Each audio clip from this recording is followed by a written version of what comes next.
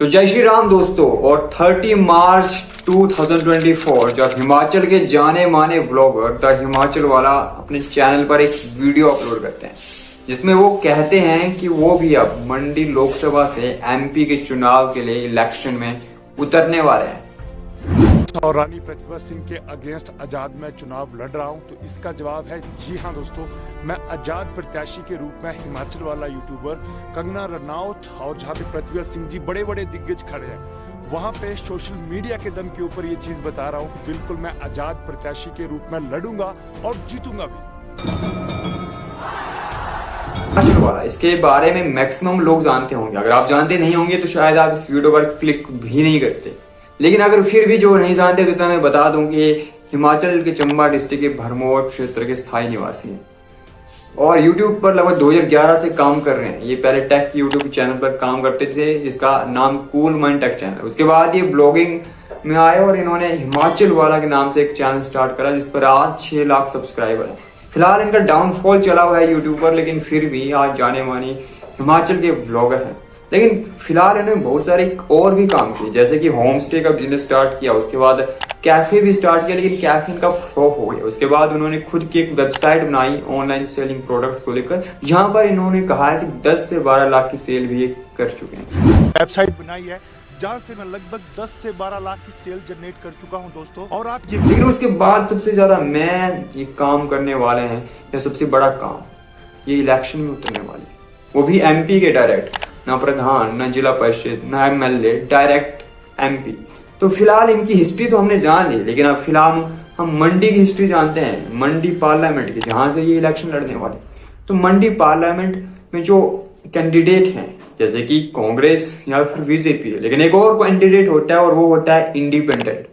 तो independent candidate जो है मंडी पार्लियामेंट में फर्स्ट इलेक्शन यानी फर्स्ट जनरल इलेक्शन जो 1952 में हुए थे तब से लेकर इंडिपेंडेंट कैंडिडेट अपना हाथ आजमा चुके हैं। स्टार्टिंग करी भी थी, वो करी थी कान सिंह जी ने, जिनको उस टाइम पर 19,000 वोट भी मिले थे। लेकिन जो जीती थी अमृता कौर, उनको वहां पर जो है 49,000 वोट मिले थे। उसके बाद 1957 में एक कैंडिडेट उतरे, उसके बाद 1962 में फिर एक कैंडिडेट उतरे, उसके बाद 1967 में 3 कैंडिडेट, 1971 में 3 कैंडिडेट एंड उसके बाद 1977 में 2 कैंडिडेट और 1980 में भी 2 कैंडिडेट उतरे थे। और फिर 1996 में तो 9 कैंडिडेट उतरे थे मैदान में इंडिपेंडेंट, और फिर 2019 में भी एक कैंडिडेट उतरा था एज अ इंडिपेंडेंट। लेकिन अभी तक मंडी की हिस्ट्री में, मंडी पार्लियामेंट की हिस्ट्री में कोई भी इंडिपेंडेंट कैंडिडेट जीत नहीं पाया, जबकि 39 कैंडिडेट्स ने अपना हाथ आजमाया लेकिन कोई भी जीत नहीं पाया। इसलिए अगर ये जीतते हैं as a independent candidate Mandi parliament से, तो ये आम जीत नहीं होगी बल्कि एक हिस्टोरिकल विक्ट्री होगी for Himachal, for Mandi parliament. लेकिन जीतना यहाँ पर कठिन है, क्योंकि एक तरफ कंगना रनौत है तो दूसरी तरफ अब विक्रम आदित्य जी आ चुके हैं, तो इसलिए यहाँ पर जीतना थोड़ा और ज्यादा टफ हो जाएगा। लेकिन अगर जीतने के लिए हमें क्या चाहिए होता है, जीतने के लिए एक उम्मीदवार को चाहिए होते हैं मुद्दे। तो इनके मुद्दे क्या हैं, उन मुद्दों पर बेसिकली हम बात करेंगे। जो मुद्दे हैं जिनमें सबसे पहला मुद्दा इन्होंने लिया है वो है एजुकेशन का, एजुकेशन सेक्टर का। क्योंकि इन्होंने कहा कि एजुकेशन का बुरा हाल है, स्कूल कॉलेजेस में ऐसे टीचर्स हैं जिनको कुछ नहीं आता है। स्कूल्स में तो टीचर जो शराब पीकर स्कूल में आते हैं। तो यहाँ पर मैं भी कुछ कहना चाहूंगा कि ये बात सत्य भी है, क्योंकि 20 अक्टूबर 2023 को जब चंबा जिले की महिला शिक्षा खंड में एक मिडिल स्कूल में एक टीचर जो कि टीजीटी है वो शराब पीकर आता है, उसकी हालत ऐसी होती है कि वो अपनी पैंट की जिप तक लगा नहीं पाता है। ऐसी हालत है कुछ टीचर्स की हमारे एजुकेशन सिस्टम में। यही नहीं, आज एजुकेशन सिस्टम में स्टाफ की भी कमी। अगर हम कॉलेजेस की बात करें तो 75% कॉलेजेस ऐसे हैं हिमाचल में जहां पर प्रिंसिपल ही नहीं है। 40 समथिंग कॉलेजेस ऐसे हैं जहां पर कि 4 से भी कम टीचर्स हैं। और स्कूल्स की बात करें तो 3000 स्कूल्स में केवल एक ही टीचर है। एक ही टीचर के भरोसे 3000 स्कूल्स हैं और लगभग 12,000 वैकेंसीज टीचर्स की अभी भी खाली है। तो ऐसा सिस्टम है कुछ एजुकेशन का जहां पर ना टीचर्स हैं न सही एजुकेशन है। क्योंकि अपनी वीडियो में कहता है कि मैं ड्रोन उड़ाऊंगा, मैं उससे चेक करूंगा जा रहे हैं टीचर की नहीं जा रहे हैं, शराब पी के जा रहे हैं या कैसे जा रहे हैं। चलो ड्रोन उड़ाऊंगा जगह जगह जाके चेकिंग के लिए कि कौन ड्यूटी पे प्रेजेंट है कौन नहीं, क्योंकि शिक्षा के साथ हम थोड़ा भी खिलवाड़ नहीं कर सकते। तो ये पॉसिबल है भी नहीं और उतना फर्क शायद करेगा भी नहीं। लेकिन यहाँ पर मैं इतना कहना चाहूंगा कि जो डिजर्विंग स्टूडेंट्स हैं, जो तैयारी कर रहे हैं बिल्कुल डिजर्विंग एज अ टीचर के लिए, जो पैशनेट हैं एंड बाय चॉइस जितने ज्यादा टीचर्स बनेंगे उतना ज्यादा अच्छा होगा। अगर टीचर्स होंगे तो दो चीजें खत्म अपने आप हो जाएगी। पहले एजुकेशन की जो प्रॉब्लम है एजुकेशन सिस्टम की, और दूसरा जो एम्प्लॉयमेंट की। इसलिए यही इनका दूसरा जो टॉपिक है वो है एम्प्लॉयमेंट या अनएम्प्लॉयमेंट। अब इसकी बात ही मैं क्या करूंगा, आप खुद गूगल पर सर्च करके देखना कि कौन सी स्टेट देश की नंबर 1 है अनएम्प्लॉयमेंट। तो 33.9% की अनएम्प्लॉयमेंट रेट से आप हिमाचल प्रदेश को वहां पर पाओगे। बहुत दुख की बात है, लेकिन ऐसा तो होगा ही ना दोस्त, जहां पर कैंडिडेट डिजर्विंग हैं जॉब्स के लिए, लेकिन एग्जाम ही कंडक्ट नहीं किए जा रहे। एग्जाम कंडक्ट हो रहे हैं तो रिजल्ट ही नहीं आ रहा है, रिजल्ट आ रहा है तो उन्हें अपॉइंटमेंट ही नहीं मिल रही। तो ऐसा होगा तो फिर अनएम्प्लॉयमेंट तो आएगी। और दूसरी तरफ एजुकेशन पॉलिसी ऐसी है कि जहां पर जॉब ओरिएंटेड ही लोग बनाए जा रहे हैं, बिजनेस ओरिएंटेड या फिर प्रैक्टिकल एजुकेशन या फिर एम्प्लॉयमेंट ओरिएंटेड पॉलिसी वाली एजुकेशन ही नहीं दी जा रही। तो फिर ऐसा ही होगा।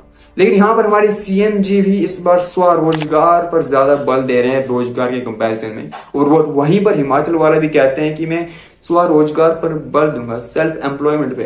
बारे में वो कहते हैं कि वो एक ऑनलाइन सेलिंग का प्लेटफॉर्म लोगों को देंगे, यानी कि एक ऑनलाइन सेलिंग का प्लेटफॉर्म बनाएंगे जिस पर कोई भी लोग छोटी से छोटी चीज अपनी वहां पर बेच सकता है, ताकि और ज्यादा वो रेवेन्यू जनरेट कर सके। क्योंकि हिमाचल में कुछ ऐसी भी चीजें हैं जो बाकी स्टेट्स में नहीं होती, बाकी स्टेट्स क्या पूरी दुनिया में भी नहीं होती है। तो चीजों को जब वो उस लेवल पर उस प्लेटफॉर्म के द्वारा बेचेंगे तो एम्प्लॉयमेंट में जो है बहुत ज्यादा बढ़ोतरी होगी और लोग सेल्फ एम्प्लॉयड होंगे। तो ये बात यहाँ तक सही भी है और ये मुद्दा सही भी है। लेकिन एक और मुद्दा वहां पर ये उठाते हैं और वो है हॉस्पिटल्स का। वो कहते हैं कि हॉस्पिटल्स में आप जाओ कुत्ते जैसी हालत होती है। मैंने देखा है कि कितनी कर केयर की जाती है रियलिटी में। बहुत मतलब यार सच बताओ तो ऐसे कुत्तों की तरह फील होता है जब आप ऐसे बेड पे पड़े होते हो और भाई डॉक्टर साहब आते हैं। इसके बारे में मैं ज्यादा नहीं कहूंगा। अगर आप हॉस्पिटल में कभी भी सरकारी हॉस्पिटल में गए होंगे तो आपको सब कुछ पता होगा कि आखिर कैसी हालत सरकारी हॉस्पिटल्स की है। लेकिन यहाँ पर इतना मैं जरूर कहना चाहूंगा कि मंडी के ही जोनल हॉस्पिटल में 2023 में एक डॉक्टर को छोड़कर 29 पद भी खाली थे। और अभी हाल ही में शिमला के सबसे बड़ी हॉस्पिटल आईजीएमसी में दवाइयों की कमी आ गई, दवाइयां ही नहीं रही।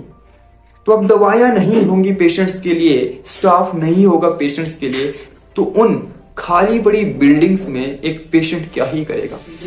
जब स्टाफ नहीं है आपके पास, दवाई नहीं है आपके पास, तो इतनी बड़ी बिल्डिंग खड़ी कर दो, उसका क्या ही औचित्य है।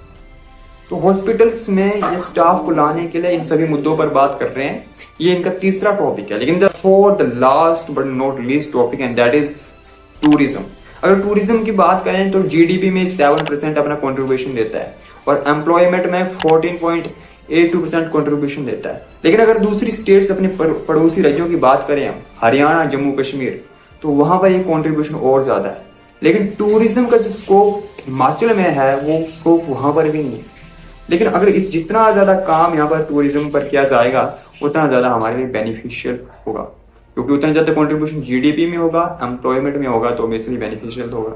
यहाँ पर कांग्रेस बीजेपी पर कीचड़ उछाल रही है और बीजेपी कांग्रेस पर।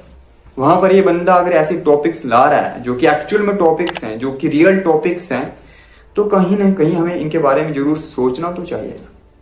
तो कहता हूँ so in conclusion I want to say that कि इनके जो टॉपिक्स हैं फिलहाल के पॉइंट ऑफ व्यू से काफी ठीक ही हैं, क्योंकि इन्होंने कभी रिलीजन की बात नहीं करी अपनी वीडियो में, कास्टिज्म की बात नहीं करी, दूसरे मुद्दों की बात नहीं करी, किसी पार्टी की बेइज्जती नहीं करी एंड और ये सब चीजें नहीं की। जो रियल मुद्दे उनको उठाने की कोशिश करी है एंड वो सही भी है एक हद तक, और किसी पार्टी से लिंक्ड नहीं है तो किसी के दबाव में भी नहीं आएंगे।